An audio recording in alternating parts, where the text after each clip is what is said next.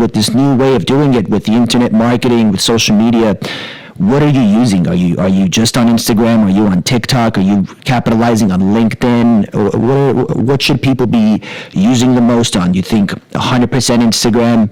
Do you think Instagram's going down the tubes and we need to be investing in TikTok? What do you think about this?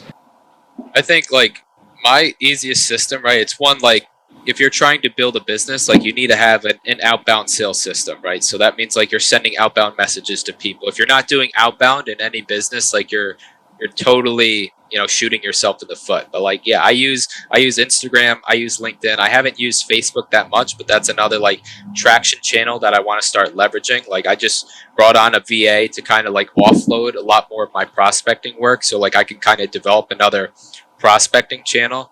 But it sounds interesting, but really like you should do all of them. Like why do one when capacity wise Right. if you can do all of them? Because realistically, if you want to build like a marketing funnel, the way I think about it is it's simple formula. Traffic plus conversions equals, sales or your goal, right? So traffic, like if you're on Facebook, Instagram, LinkedIn, and like you can literally automate all of these. So you put out content on Instagram, you can take that same post, that same caption, leverage it on LinkedIn, and then you can take that and you can also put it. I don't know if my WhatsApp's going off. I don't know if you heard that, but you can literally take the same captions and everything and leverage that on LinkedIn, Facebook, Instagram, and then you can shoot TikTok videos. And I know people that Instagram doesn't want you to upload TikTok videos to Instagram's platform, obviously with that banner there. But what a lot of people will do, because TikTok's video editing software is very, very good, a lot of people will just film a video on TikTok and use like their editing tool, and then they'll go into TikTok and they'll take a screen recording on their iPhone and record that same TikTok video just so they get the video, and then they'll crop out the TikTok banner and then they'll post that video to Instagram. Now you have a very good video edited that you can leverage across many, many platforms. Then what you can also do is like, you can have websites, you can have YouTube. Like you could literally take a topic, film, like find whatever it is that you want to influence people at or what your business is, pick a topic and, talk about it for like 10 minutes or whatever. Literally just script it out. Like, what is the one belief I want to deliver to my audience right now? And then give like 3 supporting facts to it, So like, topic, 3 supporting facts, and then conclusion or whatever, main message. And then that whole 10-minute video, you can then splice up, and that can be content for like, I don't know, a month or whatever, right? Absolutely. And all that content is it's just another traffic channel at the very top of your funnel that people will see that pushes them more into the funnel.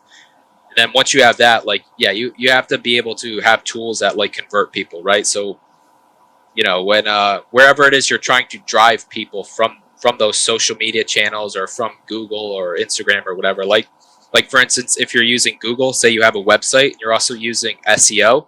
So people like land on your site and then they go to their site. Like these are all different traction channels at the very top.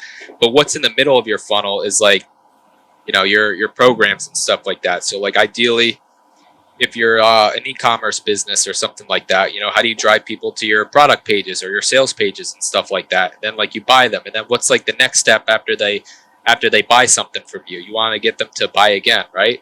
So it's like that's where things like email marketing and retargeting ads and all of that come into play to basically drive people back to that same page or get them to, maybe you have like a subscription model or something like that. It's all ways that you can obviously drive traffic further into the funnel to get people to buy from you over and over and over again.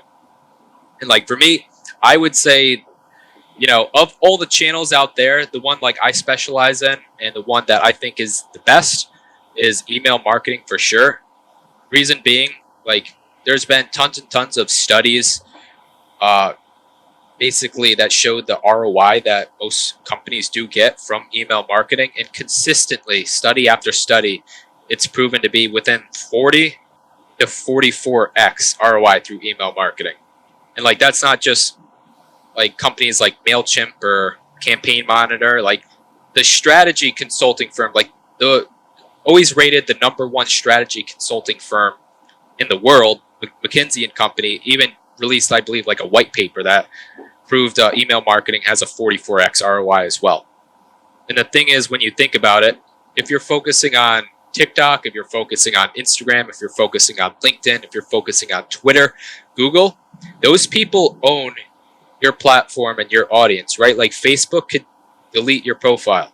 If you piss off Facebook, Facebook can delete your profile. If you're on Instagram, like I honestly have friends that are entrepreneurs that maybe they put out some, content that maybe Instagram does not like, and say you've like put a lot of investment into your Instagram profile and you have like 20K followers, they could shut down your profile and all those 20K followers are never seen again. Right. Same thing with like LinkedIn or whatever. I haven't heard of people's LinkedIn profiles getting shut down, but it just shows like when you're using those platforms, the owner of that, like Google owns Google, right? Facebook owns Facebook and Instagram and TikTok and so on. Like they can shut you down. But when you have an email list, email and SMS being like text message marketing, when you have emails and numbers, you own both of those. So like if your website, crashes or something like that, or your Instagram handle gets shut down, you could still email your list and you could still tell your list like, hey, like we just got shut down on Instagram, so now we're using YouTube. And like it's a way you can continuously interact with them because you own your email list. So if you're usually emailing your list like Instagram posts and stuff like that, just as an example for like videos, some people don't use YouTube or stuff like that. They'll upload videos for content purposes on Instagram or IGTV or even like Facebook and stuff, and then they'll email their list that like, hey, I just released a new video. Or it could be like a podcast, right?